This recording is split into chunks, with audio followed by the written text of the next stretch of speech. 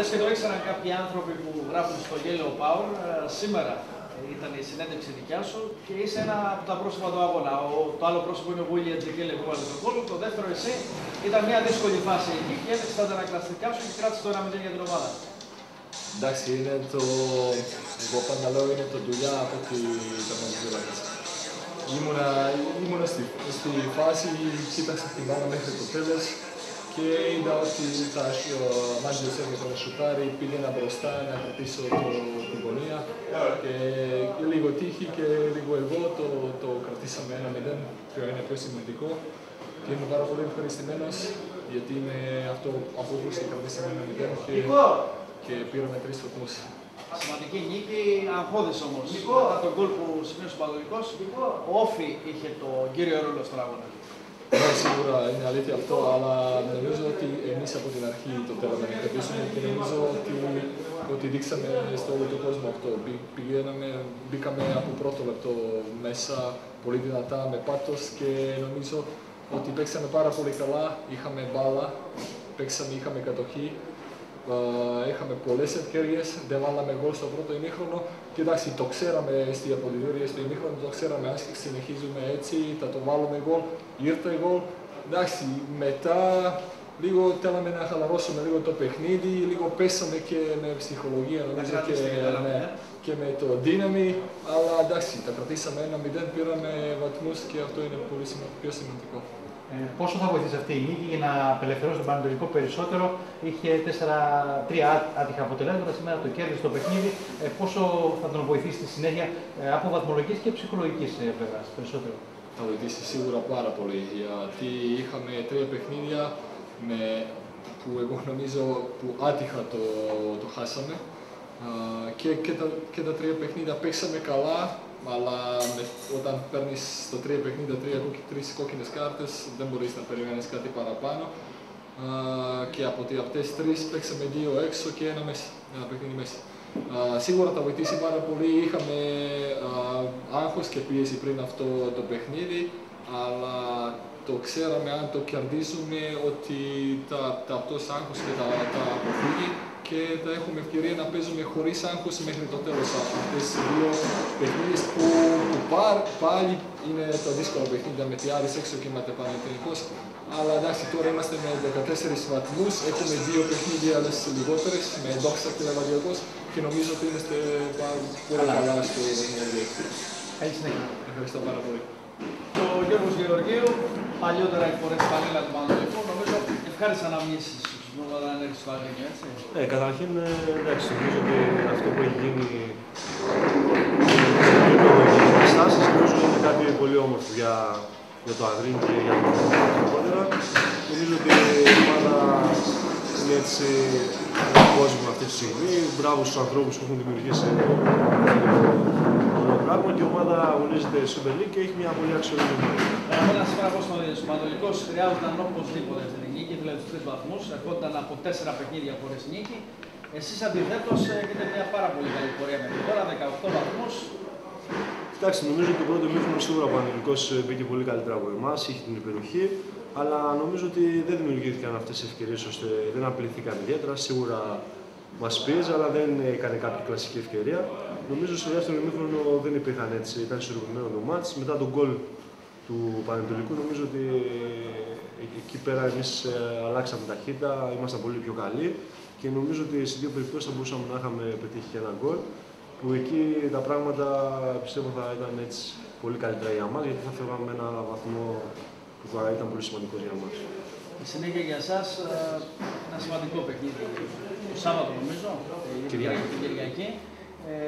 Πάει να κλείσει ο πρώτος γύρος με πολύ καλή βαθμολογική συγκομιδή και κόντρα σε όλα αυτά που λέγαν κάποιοι, γράφονταν ο Όφης, μην ξεχνάμε οικονομικά προβλήματα, η λυπή προετοιμασία.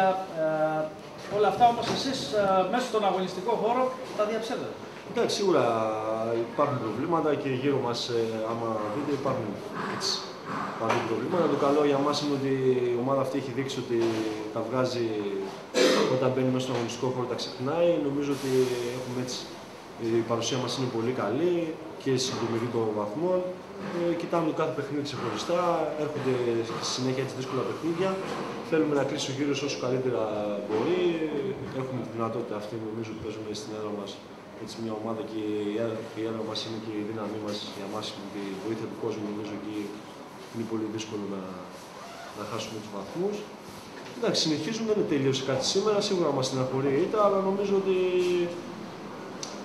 εντάξει, το πρώτο ημίχρονο βασικά μας έχει στεναχωρήσει που δεν ήταν τόσο καλή η παρουσία μας. Νομίζω στο δεύτερο και μετά το γκολ που δεχτήκαμε και η ομάδα έδειξε έτσι πολύ καλά στοιχεία. Νομίζω ότι είχαμε και την κατοχή και δημιουργήσαμε όχι όσο θα θέλαμε τις ευκαιρίες για γκολ, αλλά νομίζω ότι υπήρχαν ευκαιρίες ώστε να μπορέσουμε να πετύχουμε κάποιο γκολ. Είσαι βασικό για το παιχνίδι. Έχουμε μαζί μας τον Ρόι Κάρολ και θα τον ρωτήσουμε. Λίγο. Κλείστο. Έχουμε μαζί μας τον Ρόι Κάρολ και θα τον ρωτήσουμε το σχόλιο του γενικά για το match. Ρόι, your comment about the match. It was fair the win of Panetolikos? Yes, it was a fair result for them. They came out against us in the first half. They played really well. They got the goal in the second half. We were very disappointed with. Once we let the goal in, that's when we started playing. It took us 50 minutes to start playing in this game. I think we started off very slow in the first half. But we're professional players. We have to go back now to Crete and perform next Sunday at home and try and get the points there at home. Okay. Μας λέει λοιπόν ο Ρόι Κάρολ ότι ναι, ήταν δίκαιο το νίκη του Πανετολικού, καθώς έπαιξε πάρα πολύ καλά στο πρώτο ημίχρονο. Είχε την κατοχή της μπάλας για περίπου 50 λεπτά. Μετά εμείς αντιδράσαμε. Τελικά δεν καταφέραμε να ισοφαρίσουμε τον αγώνα και πλέον στρεφόμαστε στο επόμενο μάτς στην έδρα μας για να καταφέρουμε να πάρουμε τους 3 βαθμούς.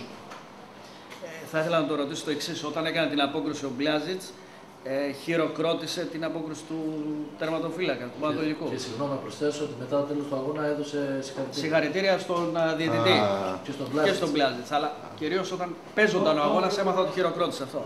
When Blazits make this big save, Το Μάτζιο, στο 74. To Matios, you clapped your hands to Blazits. How do you feel about this? And we learned that after the game, you went and congratulated Blazits for his save. Yeah, it was a good save. He kept his team in the game. We came on top in the second half. Once they scored the goal, we started playing football and we had a few chances to score goals. And the keeper done a very good save, point blank save in the second half. But I'm a professional footballer. If a keeper does a good save, I congratulate him after the game, and that's why I'm a professional player. And any goalkeeper who does a good save like that, always give him a shake in the hand. Okay.